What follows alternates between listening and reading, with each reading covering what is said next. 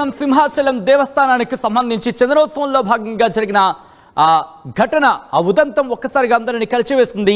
ఈ ఘటనకు సంబంధించి ప్రభుత్వం ఆగ్రహాన్ని వ్యక్తం చేసింది. కమిషన్ ఇక్కడ ఏర్పాటు చేయడం జరిగింది. ఆ కమిషన్ ప్రస్తుతం ఎంక్వైరీని ప్రారంభించింది. సింహాచలం ఘటనపై కమిషన్ రీవెరిఫికేషన్ కు ప్రతిపాదించింది. ప్రమాద స్థలిలో విచారణకు కమిషన్ రీవెరిఫికేషన్ కు దిగింది. అక్కడ ఈవో సుబ్బారావు, ఈ శ్రీనివాసరాజులపై ప్రశ్నల వర్షం కురిపించింది. కమిషన్ ప్రశ్నలకు సమాధానం ఇవ్వలేకపోయారు ఇద్దరు.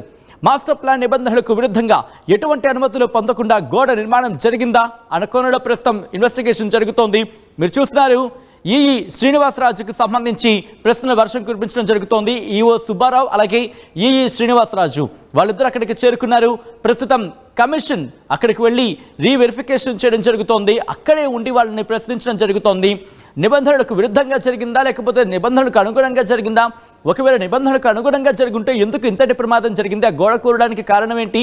ఆ గోడ నిర్మాణంలో నాసిరకం ఏమైనా ఉపయోగించారా లేకపోతే